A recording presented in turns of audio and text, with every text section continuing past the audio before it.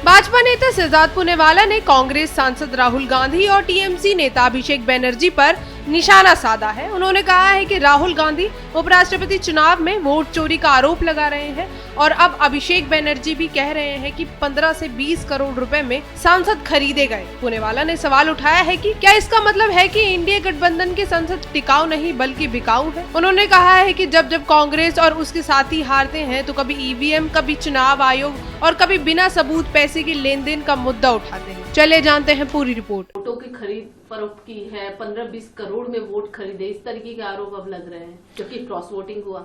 देखिए, कल राहुल गांधी जो कांग्रेस पार्टी के नेपो किड कहे जा सकते हैं, उन्होंने महाराष्ट्र, बिहार, हरियाणा यहां पर अनर्गल आरोपों के बाद वाइस प्रेसिडेंट इलेक्शन जो बैलेट से हुआ उस पर सवाल खड़े कर दिए थे, कहा था वोट चोरी हुई है। अब उनकी देखा देखी टीएमसी के नेपो किड अभिषेक बनर्जी का भी कहना है कि भाई 15-20 करोड़ रुपए में लोग खरीदे गए। ये कहना क्या चाहते हैं? ये कहना चाहते हैं कि इंडिया अलायंस के जो नेता है, सांसद है, वो टिकाऊ नहीं, वो बिकाऊ है क्या? मतलब अपने ही नेताओं की नैतिकता पर, इंटेग्रिटी पर सवाल खड़े करना। और देखिए, ये पैटर्न बन चुका है इन दोनों ही नेपो किड्स का कि भाई जब चुनाव हारते हैं तो चुनाव क्यों हारे उस पर विश्लेषण करने के बदले कभी संस्थाओं पर सवाल खड़े करते हैं, कभी ईवीएम पर सवाल खड़े करते हैं। इसमें तो ईवीएम भी नहीं था।